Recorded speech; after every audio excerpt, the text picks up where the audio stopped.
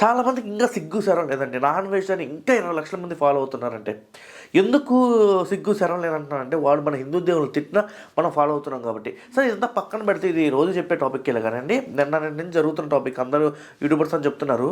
కానీ ఇక్కడ ఒక విషయం నాకు అర్థం కావట్లేదు, పవన్ కళ్యాణ్ గారు ఎందుకు స్పందించట్లేదండి?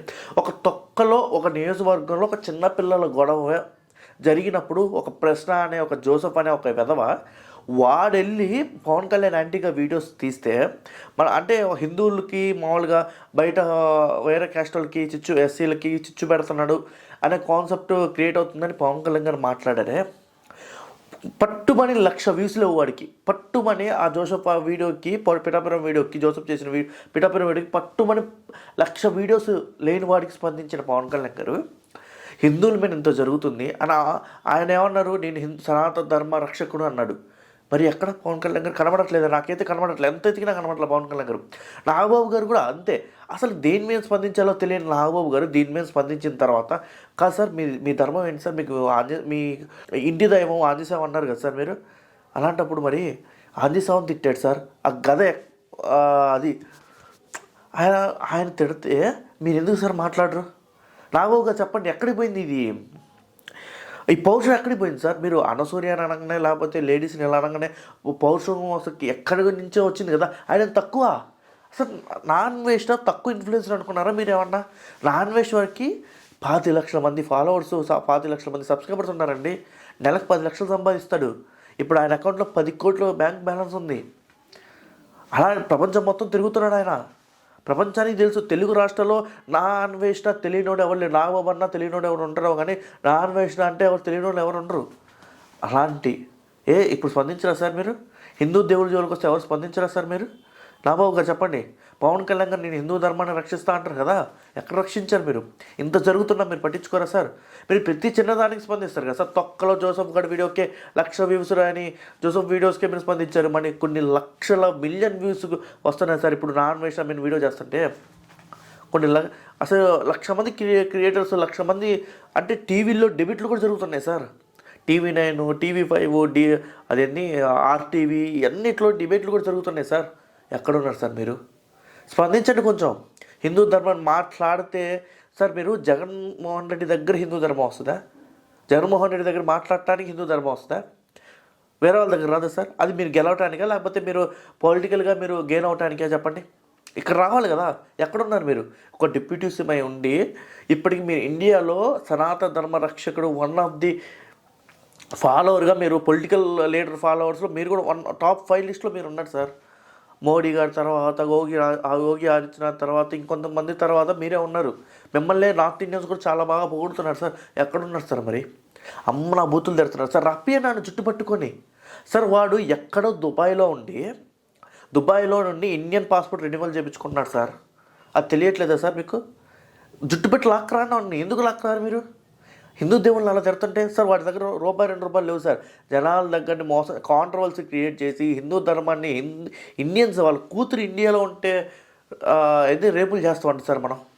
సార్ సీఎం సార్ అదే డిప్యూటీ సీఎం సార్ అర్థం చేసిందా మీకు? వాళ్ళ కూతురు ఇండియాలో పుడితే ఇండియాలో పెంచితే రేపులు జరుగుతాయి అంట. ఎన్ని మాట్లాడినాడు తెలుసా సార్ వాడు ఇండియా గురించి? మీరు అంటారు కదా ఐఎమ్ ఇండియన్ సాంగ్ కూడా ఉంది మీరు పాడారు కదా మీ సినిమాలో ఐఎమ్ ఇండియన్ అని. ఇండియా గురించి చాలా గొప్పగా చెప్తారు కదా సార్. మరి ఎక్కడికి పోయింది సార్? వాడికి ఫ్యాక్ట్స్ కూడా తెలియదు సార్. అమెరికాలో 1,60,000 రేపులు జరుగుతుంటాయి సంవత్సరానికి, ఇక్కడ 30,000-40,000 రేపులే జరుగుతున్నాయి. అక్కడ 1,60,000, అక్కడ జనాభా అంతే, ఇక్కడ జనాభా అంతే సార్. ఆయన వాడు ఇండియానే తప్పుపడుతున్నాడు సార్. ఎక్కడున్నారు సార్ మీరు చెప్పండి? సీతాదేవిని అన్నారు సార్. ఎక్కడున్నారు సార్ పవన్ కళ్యాణ్ గారు సార్ మీరు? ఆంజనేయ స్వామిని అన్నారు, మీ ఇంటి దైవం ఆంజనేయ స్వామి, ఆయన అన్నారు. ఎక్కడున్నారు సార్ మీరు? తొక్కలు జోసఫ్ వీడియోకి మీరు మాట్లాడారు, వాడిని మీరు హైలైట్ చేస్తున్నారు సార్. ఎక్కడున్నారు సార్ మీరు ఎక్కడున్నారు చెప్పండి? నాగబాబు గారు ఎక్కడున్నారు చెప్పండి? స్పందించండి సార్. ఒక్క టాలీవుడ్ యాక్టర్ కానీ అస్సలకి ఆడవాళ్ళు డ్రెస్సింగ్ సెన్స్ ఇలా వేసుకోవాలని జస్ట్ ఆయన మాట్లాడిన మాటలు, శివాజీ గారు మాట్లాడిన కామెంట్లు చెడ్డయే, కానీ ఇంటెన్షన్ అది కాదు. అయినా సరే ఆయన మాట్లాడిన మాటలు చెడ్డయే కాబట్టి అందరూ స్పందించారు. మరి హిందూ దేవుళ్ళు సార్, మీరు పూజించే హిందూ దేవుళ్ళు తిడుతున్నారు సార్. వాడు చిన్న క్రియేటర్ కాదు సార్, వాడు పెద్ద క్రియేటరు. తెలుగు రాష్ట్రాల్లో వన్ పొజిషన్లో వాడు ఉన్నాడు సార్. 30 లక్షల మంది సబ్స్క్రైబర్స్. ఇప్పుడు అంటే పోయారులే కానీ 30 లక్షల మంది సబ్స్క్రైబర్స్ సార్. వాడికి నెలకి 10 లక్షల ఆదాయం వస్తుంది, 10 నుంచి 15 లక్షల ఆదాయం వస్తుంది, 10 కోట్లు సంపాదించాడు. ఎక్కడికి పోయింది సార్? ఎక్కడికి పోయింది మీ మాటలు?